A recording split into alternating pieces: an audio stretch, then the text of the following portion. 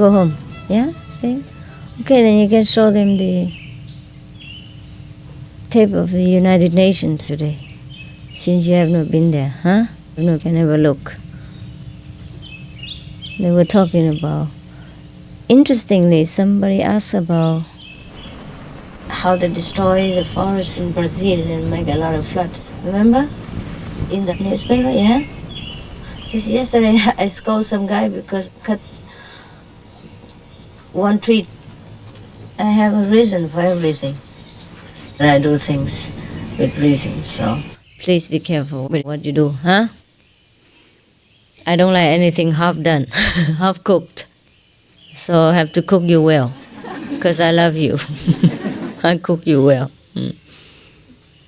You see how beautiful it is, parking under the trees, between the trees, yeah? Looks so nice. And even there are no cars there, we feel nothing changed much, okay? From the outlook, it's still beautiful. If everyone parked one car and cut one tree, can you imagine how long this forest will last? With the amount of disciples and cars? Huh?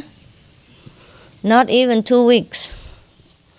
Each one comes and park where he wants, and then he doesn't like the tree in front of his nose, and he just cuts it. Yeah, and it breaks my soul also. I cannot believe it. And such person also proclaims to be my disciple. How? How do you fit in with my teaching? When we do something like this, it's not only the tree that's important. It's not a mistake. It's our level. Our practice is so low. And karma is heavy. That's what makes people not like us, understand? Because of our level, not because of the tree. It's just leaking out of our inside. Whatever we do is mostly from the inside. Recently, I was having so much work, and sometimes it's very difficult to have time to sleep because of the Vietnamese refugees problem. Not because of our spiritual problem, yeah? Our spiritual progress is going on nicely because we started many years now, yeah? And it's more or less settled down and organized.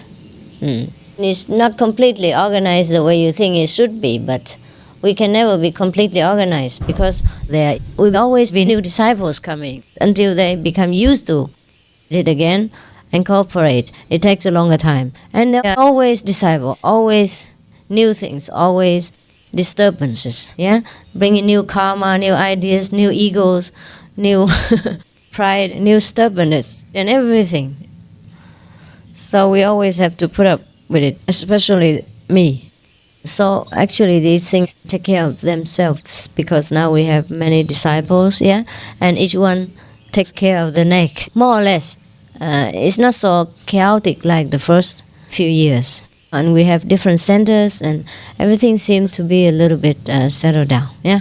So it's not the spiritual issue that gives me trouble and makes me sleepless and all that. It's just the Vietnamese refugees, the urgency and the frustration of bureaucracy and the fear of the free world to increase their own burden, which they already have, and the fear of the different culture shock and clash, and the fear of the different ethnic backgrounds that make many nations step back from receiving the refugees. So when the refugees first came, there may be so many misunderstandings, cultural shock, and custom differences that are difficult to handle. Even though in the long run they will produce and help the nation, but for the first entrance, they might create some kind of waves, disturbances in the social structure of that nation. So this caused me to have a lot of work, headache, sleeplessness, less appetite, and caused a lot of suffering, inner agony, and tiredness, of course. And sometimes this also caused me to have a lack of time and energy to take care of the disciples. Even though inside, the master power takes care, but on the outside, sometimes you see me a little bit more tired or something like that. It's because of this. So recently I was in this kind of mood and a wild schedule. Even sometimes when I'm on a lecture tour, I have to also take care of the refugee problem. Side by side. In the daytime, on evening lecture, and in the nighttime, I have to work on taking care of this. I cannot show you what I'm working on because it is not so easy. Sometimes you make 108 telephone calls, and then it ends up being nothing. Or you stay up all night and write beautiful proposals and get rejected. Yeah? You have to put the phrases together and the structure which I'm not businesswoman. And the demand, a good proposal, even before I accept it or not, to know how much money is needed, how you will handle it, how the personnel is going to work, and how the refugee is going to be taken care of. Everything they want to know. And therefore these things, even though it has not been successful, it costs a lot of work for me. And other people cannot always replace my work. So many letters I have to dictate, even though they sign it. I have to dictate because I don't know how to write it. And they don't write it the way they should. So I have to take care of every little thing. So recently I was very tired, have been very tired. So even when I sleep, I have nightmares. Just to give an example, what I have just said to you before, whatever comes out of even of our dream or action is the leaking out of our inside, of what we have full of inside. So do not think that because you cut one more blade of grass, then I will scold you. It is your karma, your heavy karma. It is your lower level of consciousness that causes this. But we should demonstrate our inside wisdom by every action in life and daily life. That's how people know you're wise or not. People know whether truly practice or not, whether you progress or not. Otherwise, you can boast many things. You can hang all my pictures all over your chest and your hair and your feet and your hand everywhere to show your devotion. But that won't fool anyone. If your actions, your speech, and your thought are so low and harmful. So going back to my recent state, I was tired that even one day I had a bad dream. I don't dream, but that day I dreamed. What did I dream?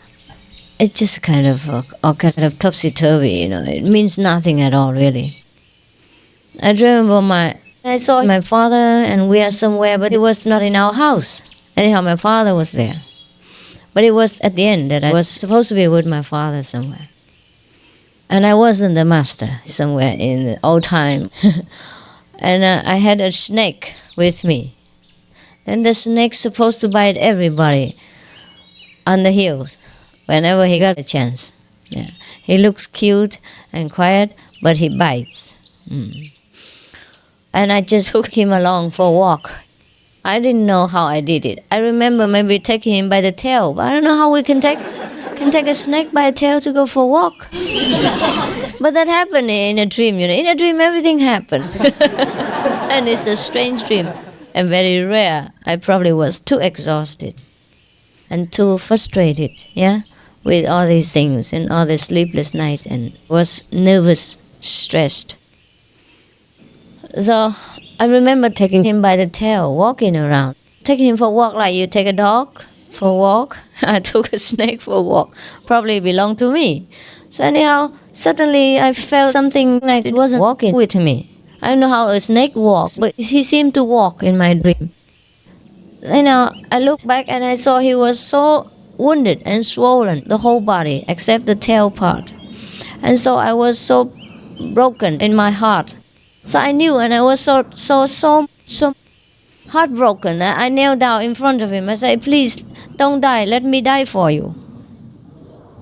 And I cried for him. I really wanted to die for him. I really felt that it was so terrible. I said, just whatever happened, just let me bear it for you. Let me die for you. And I woke up at that time. And then I said to one of the attendants at that time, I said, "Oh, geez, how come I had a dream like that? Take a snake by his tail and go walking."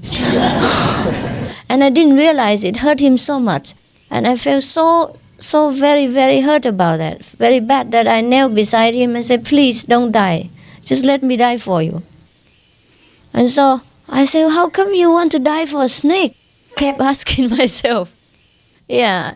And I said to the attendant, it's a strange dream. Even if it happened like so, how can I truly want to die for the snake instead of him? I wanted to replace him, to die for him instead and suffer for him instead. I said, how come? It's so strange. If you want to die for your loved one or a person, you can understand, but for a snake, who has heard of these things? How come it's such a strange dream? And so the attendant say, it is because you're always full of love. So even in a dream, even for the snake, you would express this kind of attitude and have this kind of mental attitude. So I was enlightened then, through the attendant.